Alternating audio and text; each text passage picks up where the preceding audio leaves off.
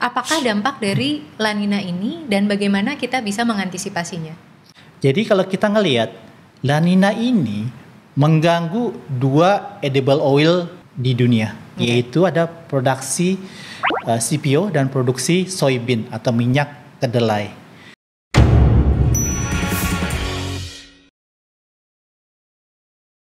Halo sahabat Mirai Aset Sekuritas Indonesia, kembali lagi di episode Superstock. Kali ini saya akan membahas market outlook bersama Head of Research Mirai Aset Sekuritas Indonesia, Bapak Haryanto Wijaya. Welcome Pak.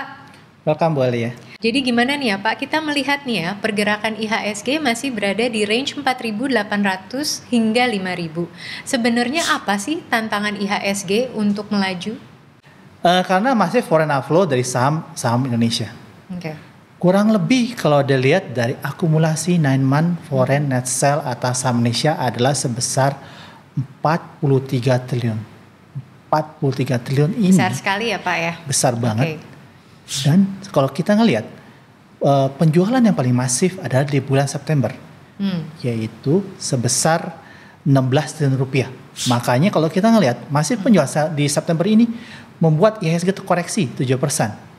Oke. Di September kemarin ya? Iya.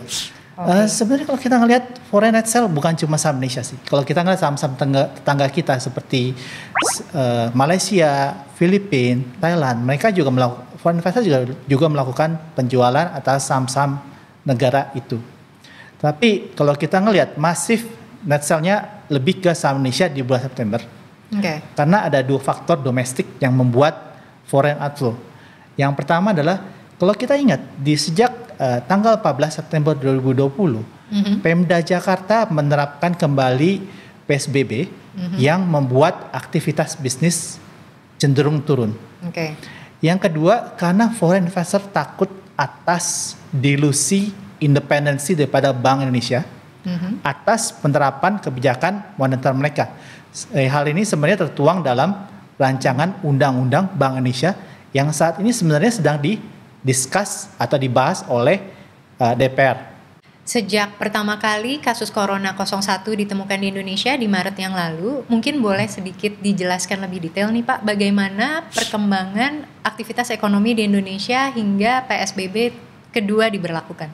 Yang surprising kita mendapatkan pengamatan bahwa sejak PSBB ini berlakukan, aktivitas bisnis turun cukup dalam. Kita melakukan ground check untuk mengakses dampak atas penerapan kembali PSBB oleh Gubernur Jakarta yang berlaku sejak 14 September 2020. Ya, kita melakukan ground check ke 3 mall. Yaitu kita melakukan ground check ke mall pertama, Mall Kota Kasablanka. Yang kedua, Mall Grand Indonesia.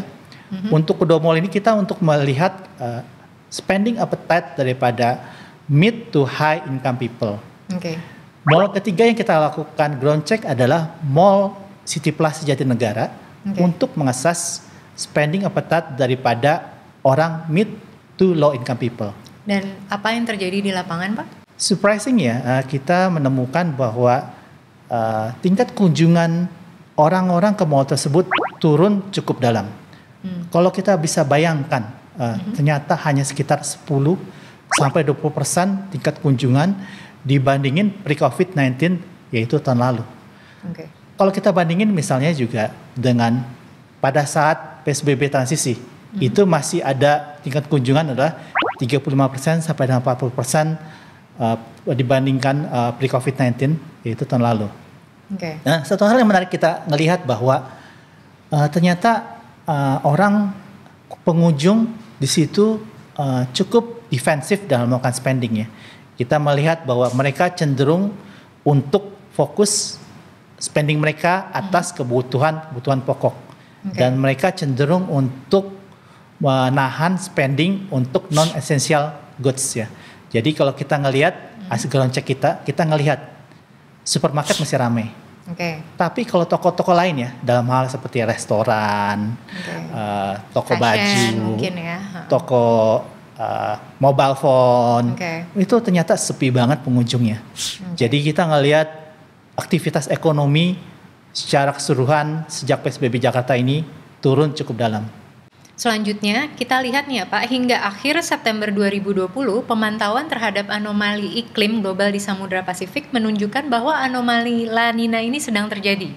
Ya, apakah dampak dari La Nina ini dan bagaimana kita bisa mengantisipasinya?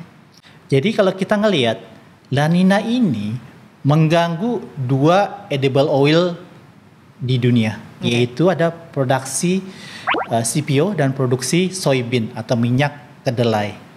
Kalau dilihat, kenapa produksi CPO terganggu dengan La Nina ini? Karena masif curah hujan di Indonesia sama Malaysia sebagai dua biggest CPO producer itu akan terganggu karena curah hujan yang masif itu membuat daerah banyak banjir dan mengganggu proses panen CPO. Jadi CPO terganggu produksinya.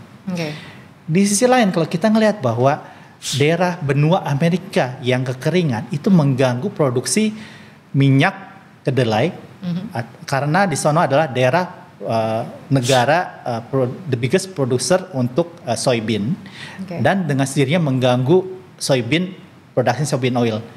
Satu hal yang menarik adalah saat ini La Nina terjadi pada saat sebenarnya tingkat persediaan CPO sedang rendah.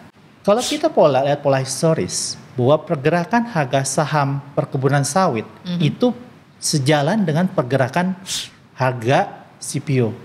Jadi kita lihat pola historis harga saham AALI dan harga saham LSIP itu bergerak sejalan dengan pergerakan harga CPO. Jadi kita berpikir bahwa kita bisa memonetisasi kenaikan CPO karena La Nina yang diperkirakan moderate ini terjadi dengan membeli saham AALI dan saham LSIP. Sekarang ini lagi hot news nih Pak, terkait pemilu presiden Amerika. Nah, bagaimana impact-nya terhadap IHSG? Ya, menariknya adalah pemilu Amerika Serikat, pemilu presiden akan dilangsungkan dalam waktu dekat, yaitu 3 November 2020. Kita ngelihat pola historis ya, biasanya pada saat elections presiden second terms seperti waktu dulu adalah Obama, Bush, sama Clinton, itu indeks saham Amerika yaitu S&P 500 cenderung positif 1 bulan sebelum president elections dan 1 bulan sesudah presidential elections.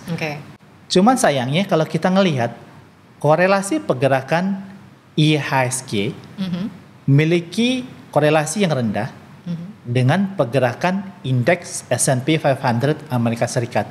Dengan berbagai informasi yang tadi Bapak sebutkan, kira-kira bagaimana nih potensi IHSG ke depannya? Saya tetap positif dengan IHSG ya, karena walaupun mungkin saat ini masih trading range di level 5.000, saya optimis ke depan karena investor cenderung melihat forward looking. Investor melihat potensi pemulihan ekonomi tahun 2021, di mana pemerintah memperkirakan vaksin COVID-19 sudah tersedia untuk Indonesia di awal tahun 2021, sehingga ekonomi bisa mulai kembali pulih. Saya tetap maintain target indeks IHSG saya akhir tahun untuk tahun 2020 adalah sebesar 5.400. Dengan berbagai informasi tadi, kira-kira saham apa saja nih Pak yang layak dipertimbangkan dan apa yang menjadi faktor pendukungnya? Saham saya cenderung pada sektor consumer goods, healthcare, dan komoditas. Komoditas dalam hal ini adalah CPO dan emas.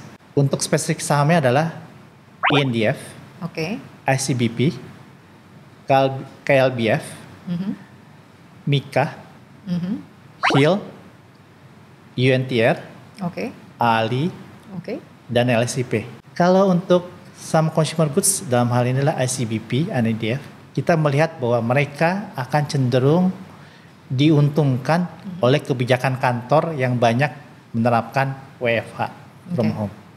Di mana kita percaya bahwa work from home membuat consumption instant noodle dan snack akan cenderung naik. Sedangkan untuk healthcare kita suka Mika, Kill, karena kita ngelihat bahwa pertumbuhan laba bersih tahun 2021 mereka akan kencang. Oh, oke.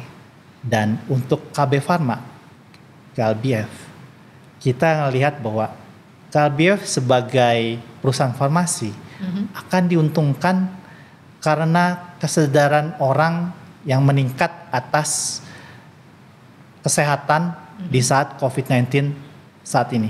Okay. Untuk saham CPO, kita suka ALI dan LSIP karena kita ngelihat bahwa mereka adalah dua saham yang bisa memonetisasi dengan bagus kenaikan harga CPO yang kita percaya akan kenceng naiknya karena dampak La Nina yang akan diperkirakan semakin meningkat menjelang akhir tahun. Dan untuk unit tractors kita suka karena kita percaya harga emas akan cenderung bagus di mid-terms. Terima kasih banyak Pak Haryanto atas detail insight beserta saham rekomendasinya.